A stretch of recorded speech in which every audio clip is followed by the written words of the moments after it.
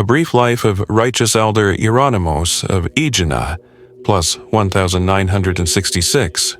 Born Vasilios Apostolides, Far Ieronymos was born in 1883 in the village Galiveri of Cappadocia in Asia Minor. His pious parents, Anastasios and Elizabeth, had 6 children. As a boy, he was deeply impressed by the fervent prayers of both his mother and the secret ascetics who lived in the cave churches of Turkish-occupied Cappadocia. As a young man, he was ordained deacon by Metropolitan Sophronios of Amissos in Asia Minor. Later, he visited the Holy Land and stayed for 9 months in the monastery of St. John the Forerunner near the River Jordan. On his return, he served as a deacon in the Church of St. George in Constantinople, where he was long remembered for his holiness, his zeal, and his wonderful voice. The exchange of populations in 1922 brought Far Ieronymos, as well as millions of his fellow Greeks, back to Greece as refugees, ending the 2,000-year-old Greek Christian civilization in Asia Minor. Thus, just 2 years after the repose of Saint Nectarios, the island of Aegina gave refuge to another righteous one. When Deacon Vasilios arrived on Aegina, he became acquainted with the priest who was eventually consecrated Metropolitan Panteleimon of Charistia, Evia.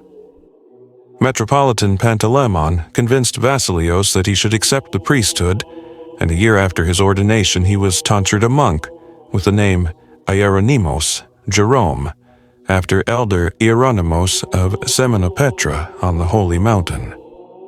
Soon after the ordination, however, Pastor Ieronymos had a terrifying vision of the Lord himself as a baby lying on the holy altar.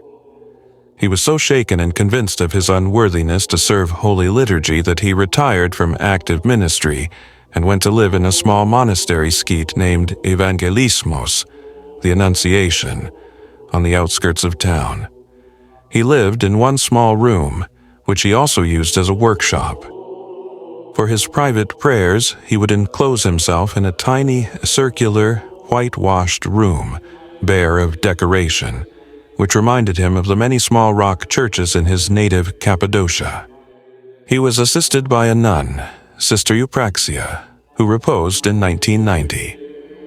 Local people often came to Far Ieronymos for advice, and his prayers were believed to be a healing balm.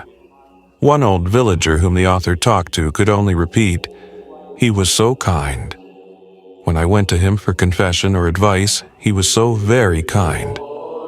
Another said, "Even when you laid eyes on him, you felt that his blessing and God's grace filled you so completely that you walked away like a new person." His clairvoyance was pronounced, and visitors were often awestruck by how deeply he knew their affairs and souls. But he was always gentle. A novice who now helps look after the monastery relates that, when people came to him, the elder always offered them lukumi, a Greek fruit candy covered with powdered sugar. If they refused, he would smile and say, "Don't be disobedient." He spoke frequently about the coming of Antichrist, and also warned that the planned change to the civil calendar would open the door to other untraditional changes in the church.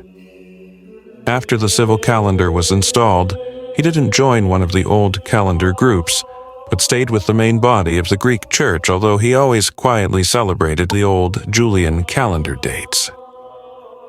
He was also a healer, and so great was his interest in medicine that he assisted in establishing the Aegina Hospital.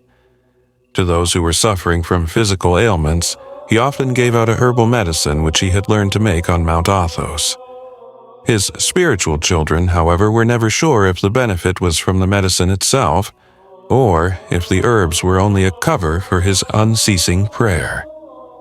One old woman told the author that in the 1960s she had a very severe, protracted skin disease. She visited many doctors in Athens, but found no relief. Far Ieronymos gave her the herbal salve to cover her shoulders and back, and within a few days she was completely healed. Once, as he passed by a small workshop where craftsmen were laboring, he felt in his soul that something was wrong and strongly urged them to go home early. The workers ignored the priest's advice and continued working until late that afternoon, when there was an explosion and several suffered severe injuries. Everyone survived, however, and the workers themselves attributed this to the prayers of Var Ieronymos. Another story from a retired employee of the old bakery relates that Var Ieronymos one day ordered some flour so that he could make bread. He requested that it be milled by a certain time and left the shop. A few hours later, the lazy worker who was to prepare his flour began swearing about the job, blaspheming the names of the Lord and the Mother of God. Suddenly, the bakery employees saw Var Ieronymos running towards the shop. Going straight up to the worker who was responsible for his order, he said, excuse me. If I've upset you, just forget the whole thing. Don't do the work." From 2 kilometers away, he had heard some cursing on account of him. The workers were astonished, and they all repented and begged his forgiveness. When the elder was about 60 years old, he lost his right arm.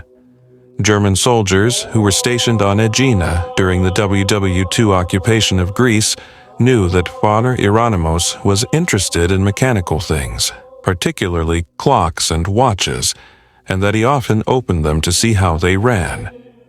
One day, a soldier maliciously gave him a live grenade. Father Ieronymos did not know what it was, and when he pulled out the pin, it exploded and blew off his arm. At least once, and perhaps twice after his incident, while he was praying in his small crypt chapel, 2 of his spiritual children came quietly to the door to see if he was free to talk.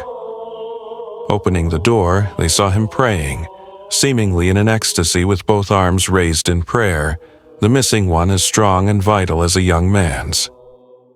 Father Ieronymos quickly came to himself and said, "Well, don't think this is anything. In heaven, there are many greater miracles than this. Don't speak about it."